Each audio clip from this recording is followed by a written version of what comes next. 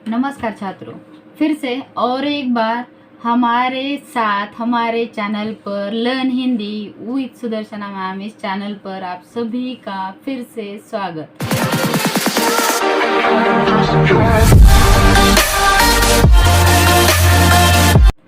आज हम छात्रों और दादू दयाल जी के दोहे देखने वाले हैं, लेकिन सीबीएसई में वो कौन सी कक्षा के लिए ये पहले हम जान लेंगे छात्रों।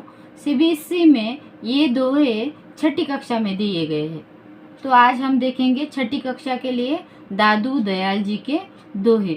प्रथमतः हम छात्रों क्या करेंगे, जीवन परिचय थोड़ा सा देख लेंगे कि दादू दयाल जी कौन थे। कुछ अनुमानों के अनुसार दादू दयाल जी का जन्म गुजरात में हुआ था छात्रों, अहमदाबाद में हुआ था। इनके जीवन के संबंध में अधिक जानकारी प्राप्त नहीं है। अनुसार मतलब कुछ अनुमान लगाए गए हैं कि उस अनुमानों के अनुसार उनका जन्म गुजरात का है। दादू दयाल जी भक्ति काल के ज्ञानाश्रयी धारा के कवि थे छात्रों। संत कबीरदास जी की तरह उनके ही समान दादू दयाल जी ने माया, जाति पाति का विरोध और अपने दोहों में भगवान की भक्ति के दोहे लिखे ज्यादातर। अब छात्रों आपको प्रश्न एक रहेगा कि सवाल एक रहेगा कि आपको ऐसे लगेगा कि दोहा का मतलब क्या होता है। कविता तो हमने देखी है, दोहा साहित्य की एक ऐसी विधा है छात्रों। मैं दोहा के बारे में थोड़ी सी जानकारी देती हूँ।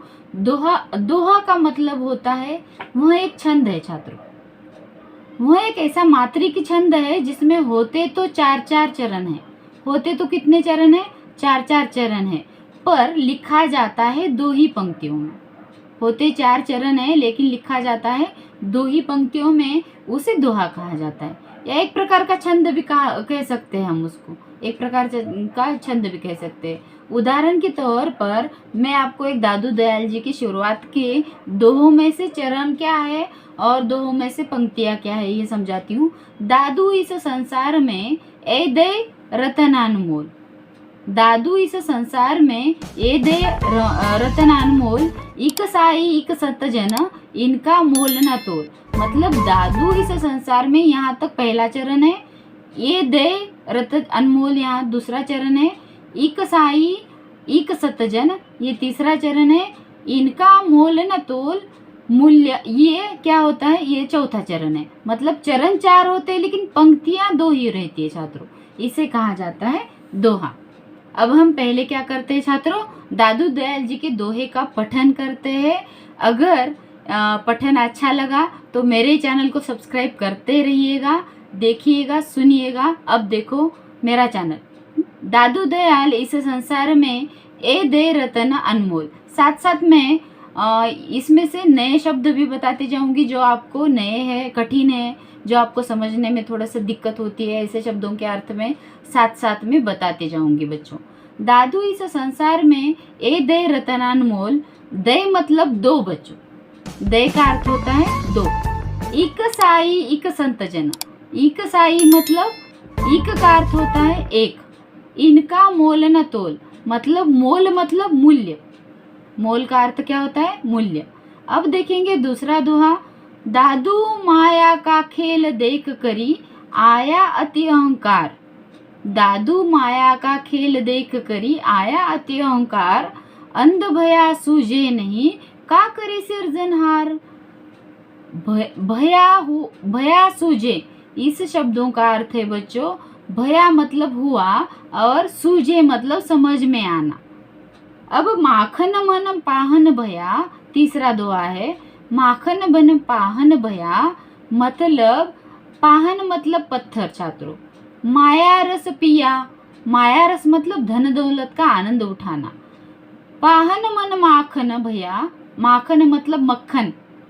राम रस लिया, राम रस मतलब भगवान में रम जाना। यहाँ तक हमारा पठन हो गया है छात्रों। आगे के कुछ दोहे और फिर मैं उसका पठन करती हूँ, समझ लेना है। दादू आपा अहम जब लगे, आपा मतलब अहम। दादू आपा जब लगे तब लग दूजा होई। दादू आपा जब लगे तब लग दूजा होई। आपा मतलब अहम। जब यहू आपा मरी गया तब दूजा नहीं कोई। जब यह यहू आपा मरी गया तब दूजा नहीं कोई। आगे का दोहा है, माया विषय विकार थे, माया विषय विकार थे, मेरा मन भागे। भागे का अर्थ है मोह में न रहना, मोह रस से आगे निकल जाना। सोई कीजे साइया तू मीठा लागे, सोई कीजे साइया तू मीठा लागे।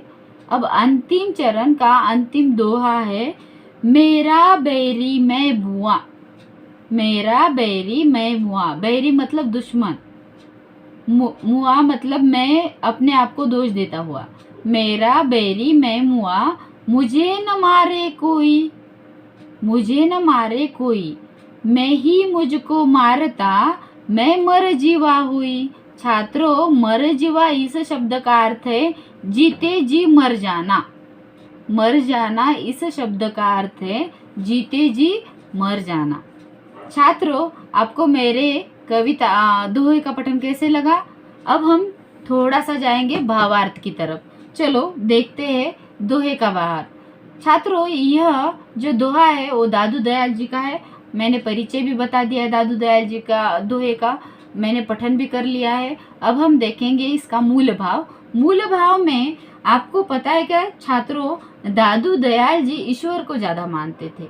सभी दोहे उन्होंने ईश्वर पे ही लिखे हैं। सभी जो दोहे लिखे हैं वो सिर्फ ईश्वर पे लिखे हैं। ईश्वर को श्रेष्ठ बताया है उनके सभी दोहों में उन्होंने। एक तो उन्होंने ईश्वर को श्रेष्ठ माना है और दूसरा उन्होंने संत लोगों को श्रेष्ठ माना है, जो कि माया, मोह, लोभ, अहंकार आदि सभी को त्याग कर, उसको त्याग कर सिर्फ ईश्वर की शरण में जाते हैं और जाने का संदेश भी लोगों को दादू दयाल जी ने अपने दोहों के माध्यम से दिया है। दादू दयाल जी अपने दोहों के सभी दोहों के माध्यम से यह बताते हैं कि आप मोह छोड़ दो। किसका मोह त्याग दो? धन, संपत्ति, लोभ, मोह, माया, अहंकार। सबसे ज्यादा इस ये जो दोहे है इसमें अहंकार के बारे में जानकारी है बच्चों। तो हमें ये सब त्याग कर क्या करना है? हमें सदा संतों की संगति में रहना चाहिए। यह इस दोहे का मूल भाव है। अच्छे कर्मों और मन के विकारों को दूर करके ईश्वर की कृपा पाई जा सकती है, लेकिन उसके लिए कौन से कर्म करने चाहिए छात्रों? उसके लिए अच्छे कर्म करने चाहिए। अच्छे कर्मों और मन के विकारों को दूर करके हम क्या कर सकते हैं? हमारी भगवान की कृपा हम पर कर सकते हैं, भगवान को हम पा सकते हैं। ईश्वर की प्राप्ति धन, पद, उच्च कुल आदि से नहीं होती है। मेरे पास इतना धन है तो आज मुझे भगवान मिलने को आ जाएगा, ऐसे नहीं होता है। तो हम धन का त्याग करेंगे, पद का त्याग करेंगे, उच्च कुल का त्याग करेंगे और सुंदर कर्म करेंगे, अच्छे कर्म करते रहेंगे तो हमें भगवान मिल सकता है। जब हमारे मन से यह स्वार्थ और अहंकार की भावना निकल जाएगी तब सभी अपने ही लगेंगे, कोई पराया नहीं लगेगा। प्रभु की भक्ति में लगकर मन शांति का अनुभव हमें लेना चाहिए, तभी हमें मन शांति मिलेगी। जब हम प्रभु की भक्ति करेंगे, दोहों में से दादू दयाल जी यही कहते हैं कि प्रभु भक्ति महान है। किसी दूसरे से भी हमें इतनी हानि नहीं पहुंचती जितना हमारा मन हमें कोसता है, मन हमें डराता है, मन हमें भटकाता है। उतनी हानि नहीं पहुंचती जितनी स्वयं के मन में व्याप्त अहंकार हमें पहुंचाता है।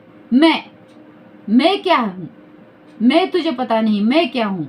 इस मैं के बारे में, इस अहंकार के बारे में, इस स्वार्थ के बारे में और इस स्वार्थ को त्यागने की सलाह उन्होंने इस अपने दोहों के माध्यम से दी है छात्रों। स्वार्थ की यह भावना जब आपको खुद को ठेस पहुंचाएगी तो दूसरों को तो पहुंचाएगी। इस प्रकार दादू दयाल जी दोहों में ये बताना चाहते कि ईश्वर भक्ति में लीन रहकर अच्छे कर्म करने की प्रेरणा हमें हर दोहे में देते हैं। यह हुआ हमारा पहले वीडियो में पहला भाग छात्रों, जहाँ पे मैंने दादू दयाल जी के दोहों का, दादू जी का मैंने परिचय दिया है, फिर दादू दयाल जी के दोहों का मूल भाव बताया है। अगले वीडियो में मैं आपको बताऊंगी मूल भावार्थ। तो पूरे दोहे में फिर से पठन करके फिर से इसका भावार्थ बताऊंगी। तब तक देखते रहिएगा मेरा चैनल। धन्यवाद।